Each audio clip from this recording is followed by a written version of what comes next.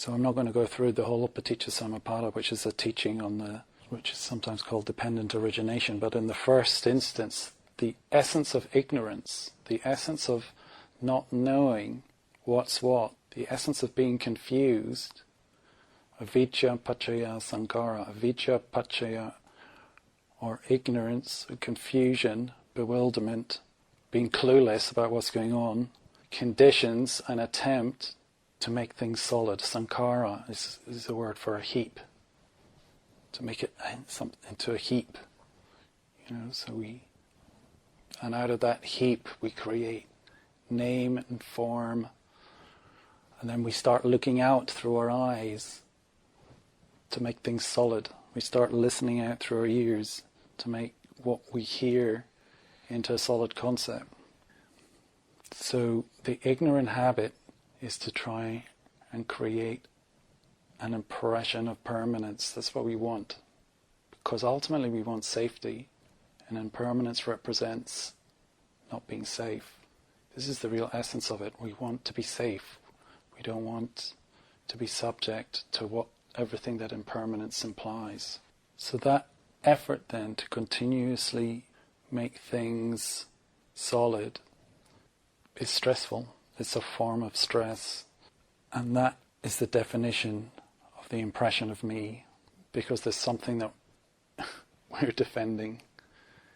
And that's the neuro-linguistic impression of me, the sense of self, the sense of me-ness, that is actually just a temporary refuge that's on the path to finding out who we truly are.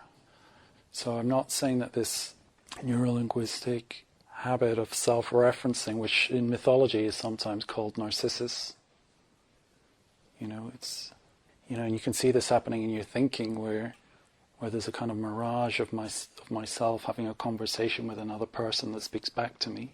It's what we're up to then, trying to continuously create something manageable in the face of this great mystery, which is our existence, which is our life. So this is just a temporary stopping place, but it's not the end of the journey. So it's not a criticism of this habit. There's nothing wrong, we're not flawed because of this. We're just on our way. But you know what it's like, when you've got a nice, cozy sort of place that you've got used to, sometimes it can be hard to step into the unknown and leave it behind, but this is the invitation. It's maybe cozy, it's maybe known by you, but then there's the sense of something much bigger beckoning, isn't it? You can just feel the echo of it. So then it's like, well, shall I, shan't I, dip my toe, shall I, shan't I? Shall I stay or shall I go? If I stay, there will be trouble. If I go, it will be double. It's a kind of predicament, isn't it? We don't quite know where we're heading. If I were to say we were heading towards the cultivation of spiritual power, maybe that would entice you. The idea of spiritual power is something that we would like to have, no? But and so I'm going to talk about the spiritual powers in this tradition a little bit, and then you can cultivate them, then you can have them. I'm going to tell you what you need to know. I'm not obviously going to be able to describe every single facet because there's no end to what can be said about them, but I'm going to give you the map, and I'm going to give you a brief personal reflection on how these spiritual powers can help facilitate you reaching the end of your journey. The first of those spiritual powers then is Saddha, is faith, because essentially we don't trust that everything's going to be okay. We don't have faith that there's something present in this universe that renders everything okay. The impression that we're under is that the universe we're living in is quite threatening. Old age, sickness and death. I mean, they're facts that we're all aware of, aren't they? They're not exactly enticing. They're not exactly happifying. And they're not exactly easy to escape. I mean, how can we escape these things? Especially as we are identified with this body as me and mine. That's where we begin. We begin with this identification. We're under the impression the body's me and mine. Old age, sickness and death. Inescapable facts of what I've been born into. Therefore, I am fundamentally stuffed. Which is kind of where we begin. And so I make the best of it. We try and make the best of it. And making the best of it is just to sort of create the kind of world that we're generally up to most of the time, which is a world of trying to fluff up the cushions and make things as comfortable as possible for the time being. But when you begin to strip away distractions, when you begin to meditate, when you begin to just be with what is, you begin to recognize, well, there's this struggle that we have established. This is the habit of ignorance, of living on the run. What's that Springsteen song?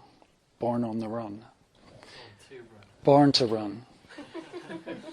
Born to run, born on the run. Anyway, whatever it is, fundamentally we're all running like mad from what is, because it doesn't look good from a certain perspective. It doesn't look very promising. So when we turn towards this irritation, which is the fact of impermanence here and now, it's not an abstraction, is it? Meditation is about noticing that this is much more imminent than just an idea. When you turn towards it and you experience a resistance to it, or an anxiety or fearful contraction around it, and then that resistance ceases, that fearful contraction ceases, because that is always only a momentary thing too. There's a rising of faith. So they say faith is conditioned by dukkha, or faith is conditioned by the dis-ease that we feel in the moment, and seeing the cessation of that disease. When our ignorant habit of ignoring the fact of impermanence is undone, and we wake up to impermanence, the fact of impermanence, we see, well, the impermanence is not about the death of me, rather it's about the awakening of consciousness, which is something that I hadn't reckoned was there, something I hadn't quite understood was a potential. I hadn't seen that was an inherent outcome of being present for impermanence. I thought the outcome of being present for impermanence was old age, sickness and death, destruction, bewilderment and confusion. I didn't think it was going to be awakening, brightening of the mind starting to become radiant and bright like the sun. And just as a flower responds to that radiance of the sun, turns towards it and opens, similarly your heart responds to that glimmer of light, that glimmer of awareness, that glimmer of brightness that comes about as a result of penetrating the appearance of impermanence, seeing through to the heart of that, and seeing the essential nature, which is the unborn knowing of arising and passing away. The heart turns towards that, it begins to blossom, it opens up to it. So there's a blossoming, that the very thing that is the source of our deepest fear, in truth, in the light of truth, is the source of freedom. And there's a literal, visceral, biochemical, cellular transformation that is initiated by that, which is the arising of faith, the opening to.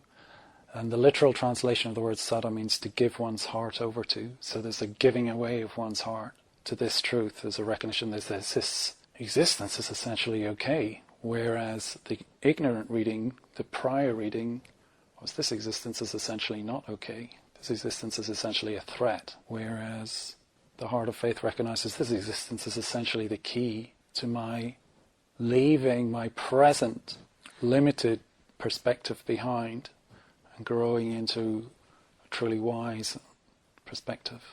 That's the first of the indriyas, faith, and there's a reason also that is first.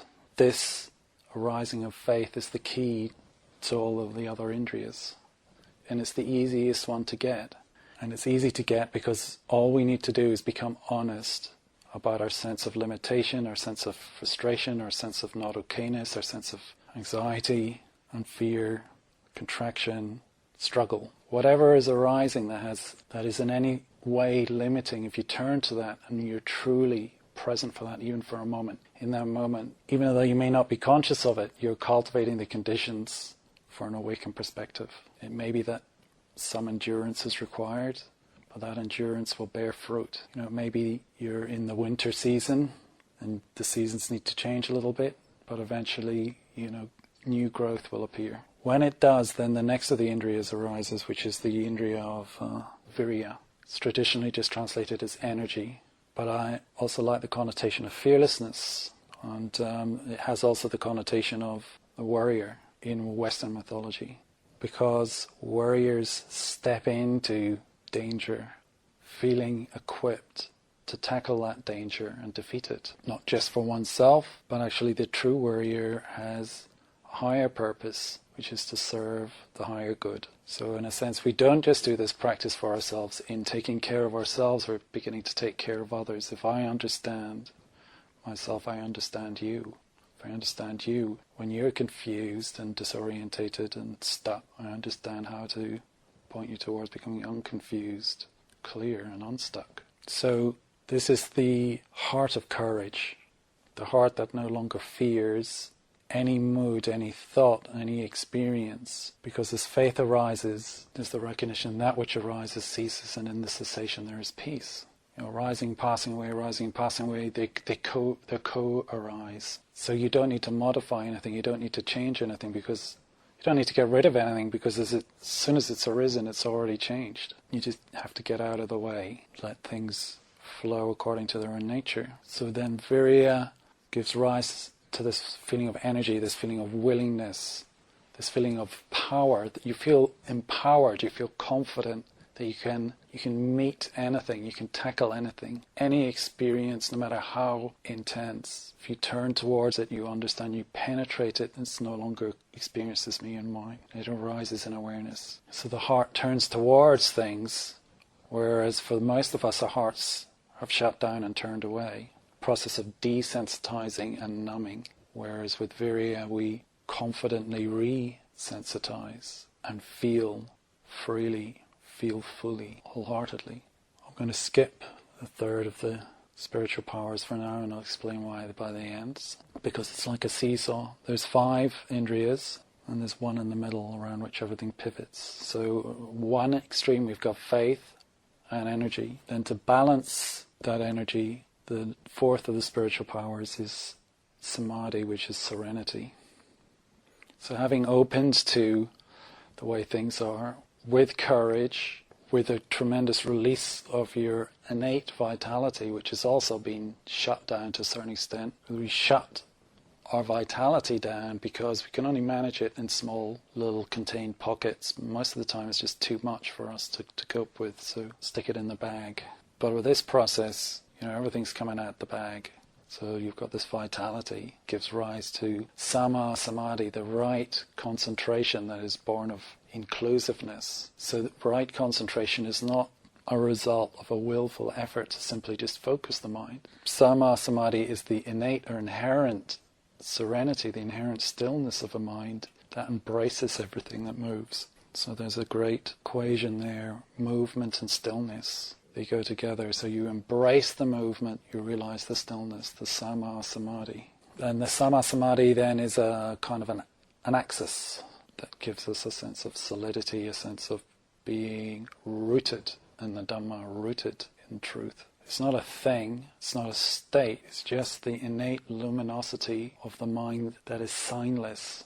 It's not defined or dependent on anything. There's no thing related to it. It's simply in nature. You could say it's like the brightness of a blue sky. That's why we love that vitality of a bright blue sky. Reminds us of this innate nature. And you can't point to the sky and say, that's the center. It doesn't have a center, but it doesn't have an edge either. So it just doesn't exist in those terms of a particular recognizable thing. Yet it certainly exists. Sama Samadhi is certainly there as a potential, and there's a certain amount of Samadhi already probably present in your life.